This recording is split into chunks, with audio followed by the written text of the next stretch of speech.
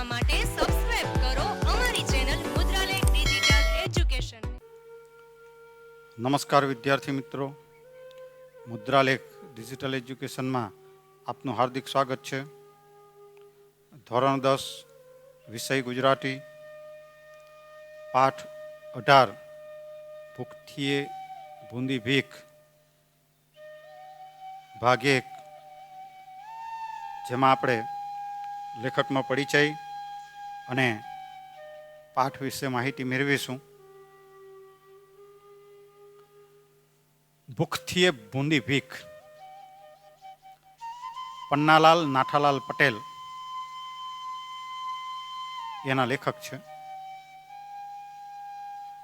જેમનો જન્મ 7/5/1912 અને એમનું અવસાન 6/4/1989 થયું છે. તેઓ માંદલી એટલે કે હાલ રાજસ્થાનમાં આવેલા ગામમાં એમનો જન્મ થયો હતો. પન્નાલાલ નાથાલાલ પટેલનો જન્મ માંડલી, હાલ રાજસ્થાનમાં આવેલું છે, ત્યાં એમનો જન્મ થયો હતો. ગુજરાતી સાહિત્યના પ્રથમ પંક્તિના સાહિત્યકાર તરીકે તેમણે નામના મેળવી હતી. તેમણે ગુજરાતી સાહિત્યના એક પ્રથમ હરોળના જે સાહિત્યકારો છે એમાં એમણે નામના મેળવી છે. મિત્રો, એમાં નામના મેળવી છે ઓછું ભણેલા સાહિત્યકાર અને જેમણે ગુજરાતી સાહિત્યમાં એક કરતાં એક ચડિયાતી 60 નવલકથાઓ આપી છે. અને એવું કહેવાય છે કે આપણે જે પાઠ ભણી રહ્યા છે એ નવલકથા ફક્ત ગુજરાતી સાહિત્યને અર્પણ કરી હોત ને તો પણ ગુજરાતી સાહિત્યમાં અમર થઈ જાત એવી નવલકથા છે.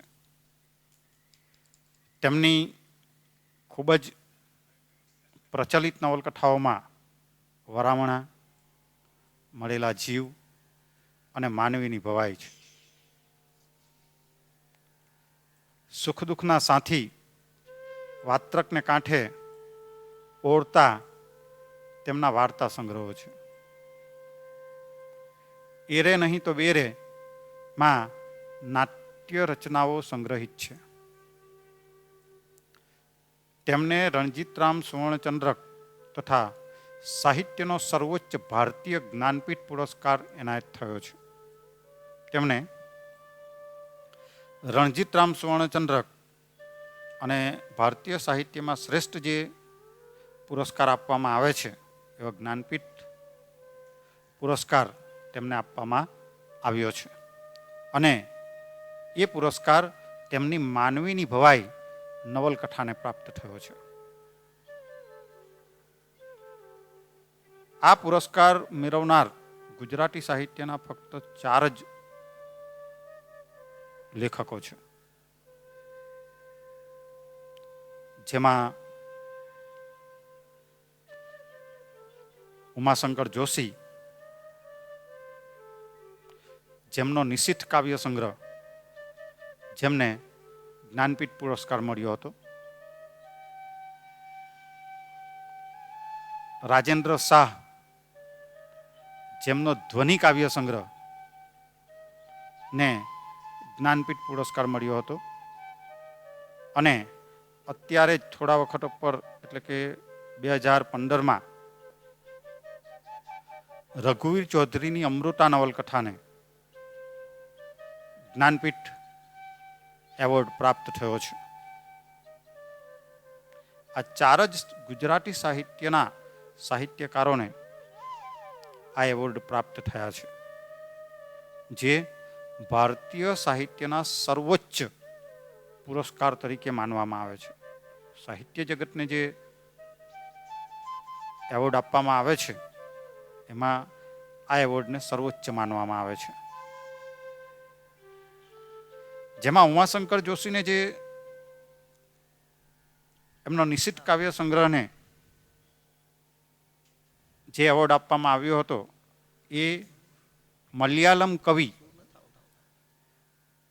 અને ઉમાશંકર જોશી આ બંનેને સંયુક્ત રીતે આપવામાં આવ્યો હતો.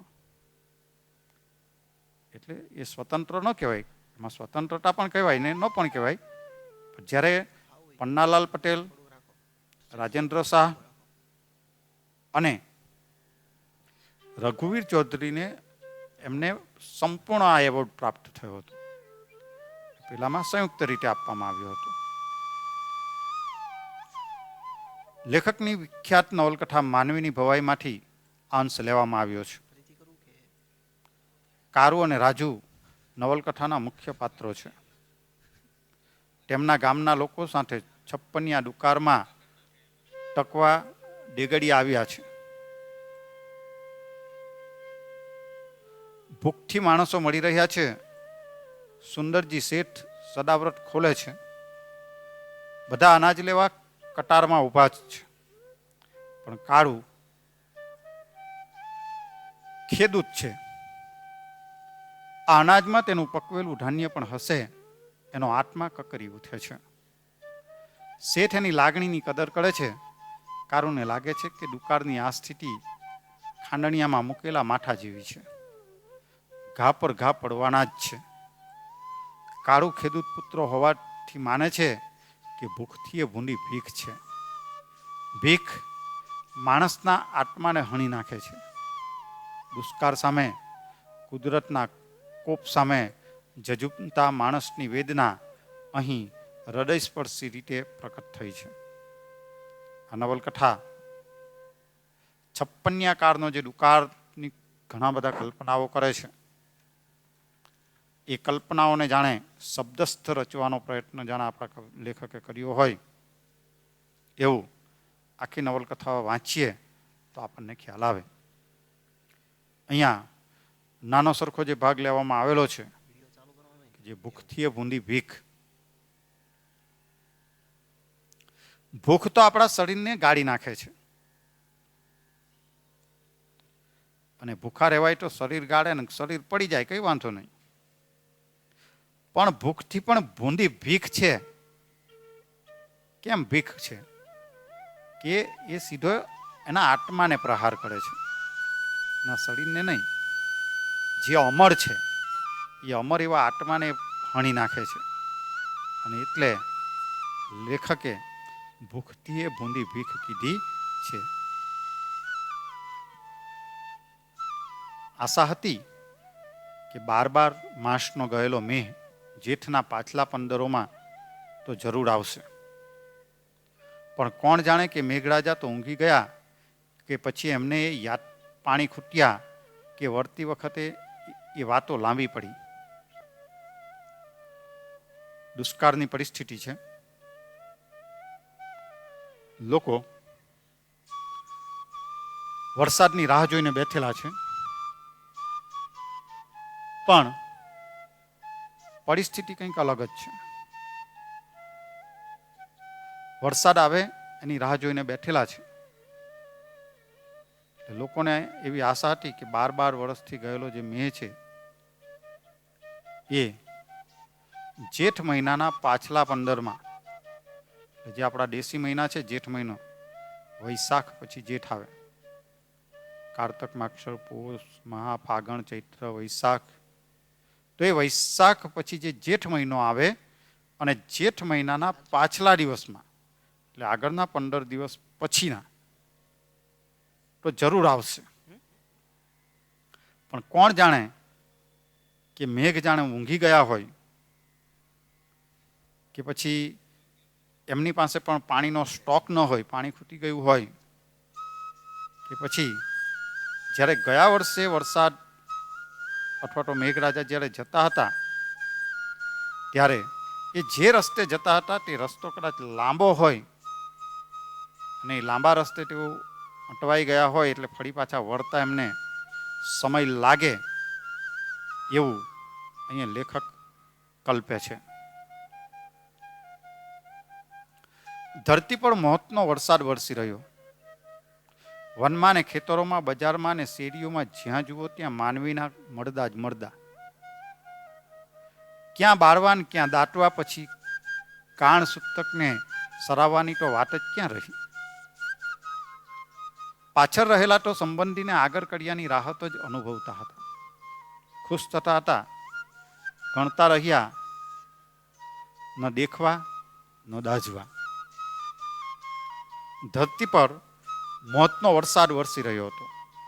માણસો જેમ તપોટપ મળી રહ્યા હતા.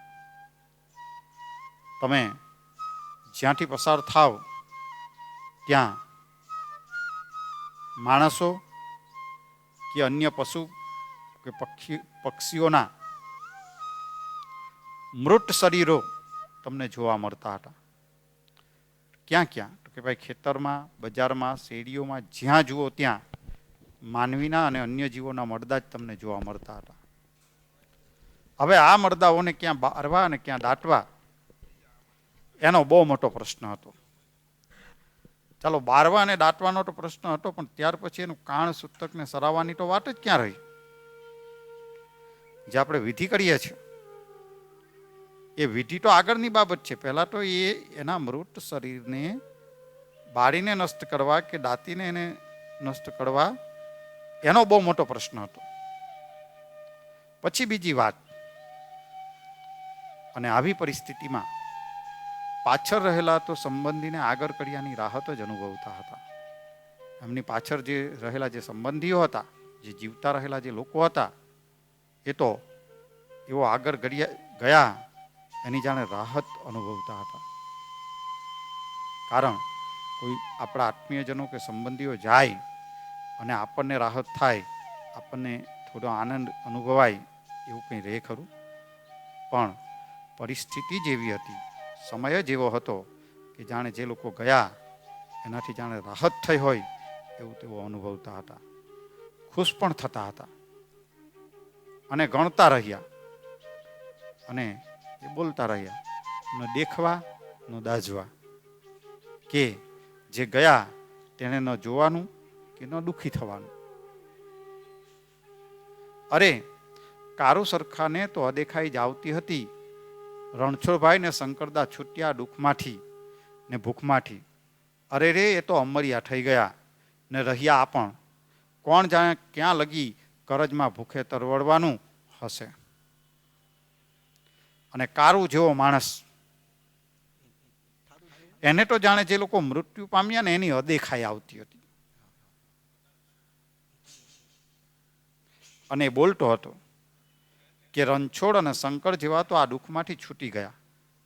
દુઃખમાંથી તો છૂટ્યા અને આ જે ભૂખ વેઠવાની છે એમાંથી પણ છૂટી ગયા અને જાણે અમર થઈ ગયા. ને આપણે રહી ગયા. આપણો છુટકારો મળતો નથી. અને છુટકારો તો મળતો નથી, પણ ક્યાં સુધી આપણે કરજમાં રહેવાનું અને ભૂખે તરવડવાનું હશે એનું કાંઈ નક્કી નથી.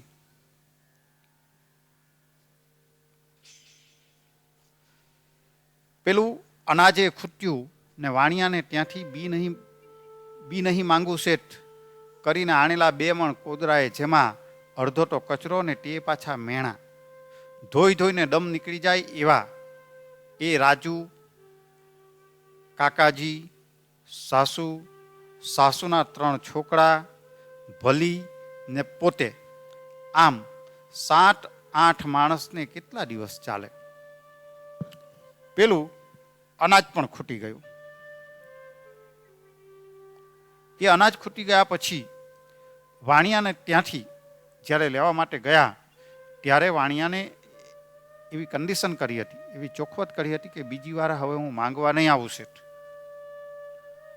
એવું કહીને જે 2 મણ કોદરા લાવ્યા હતા, જેને હલકું ધાન કહેવામાં આવે, એ 2 મણ કોદરા લાવ્યા હતા. તે પણ એવી પરિસ્થિતિમાં જે વાણિયાએ આપ્યા હતા તેની અંદર કેટલો કચરો હતો, અંદર પાછું માટી અને કેટલા મેલા હતા. એવા કોદરા જેને રાંધતી વખતે એને ધોઈને દમ નીકળી જાય, એ 2 મણ કોદરા. એ 2 મણ કોદરામાં રાજુ, કાકાજી, સાસુના 3 છોકરા, ભલીને પોતે, આમ 7-8 માણસને તે કેટલા દિવસ ચાલે? કે ભાઈ રાજુ એ અહીંયા જે કારુ છે એ કારુની પત્ની નથી, પણ એની પ્રેમિકા છે. કાકાજી એ એમના સસરા છે.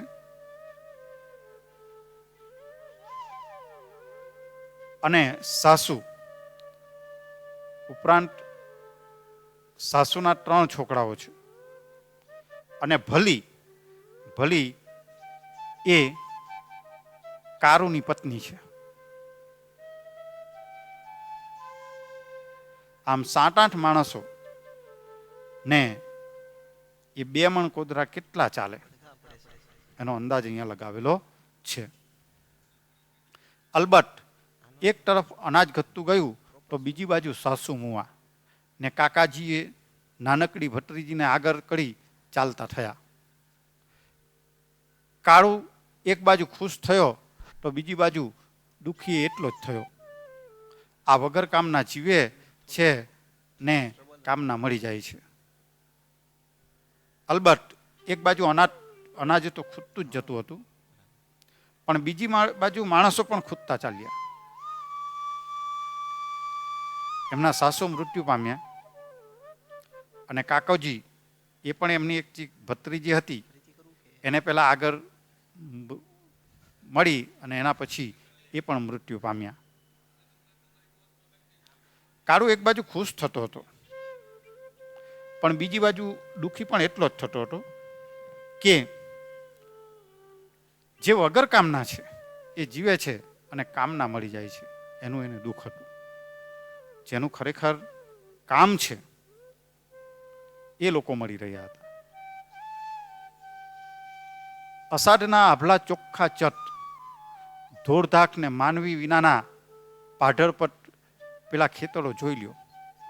દૂર દૂરની ક્ષિતિજો સુધી વાદળનું નામ નિશાન ન હતું. જ્યારે તાપ તો અરે વૈશાખ જેટના તડકા આ અષાઢિયા તાપ આગળ તરણા તોડે જ લાગતા હતા. મિત્રો, અષાઢ મહિનો એટલે કે વરસાદ ઋતુની યુવાની કહેવાય. જે અષાઢમાં ન પડે એ ક્યારે પડે? એની યુવાનીમાં થનગનાટ ન કરે તો એ ક્યારે થનગનાટ કરે? પણ આ વરસાદની યુવાનીનો જે સમય છે અષાઢ મહિનો, એ અષાઢ મહિનામાં પણ આકાશ ચોખ્ખા ચત દેખાતા હતા. એની અંદર એક પણ વાદળ દેખાતું નહોતું કે આશાનું કિરણ ફૂટે કે પેલું વાદળું અહીંયાથી જાય અને થોડું વરસી જાય.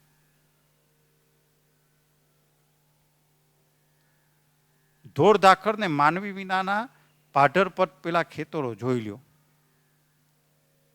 અને ધોળધાકર અને માનવી વિનાના જે ગામના પાડરથી આગળ આપણે નજર નાખીએ અને ખેતરોમાં પણ આપણને કંઈ ન દેખાય.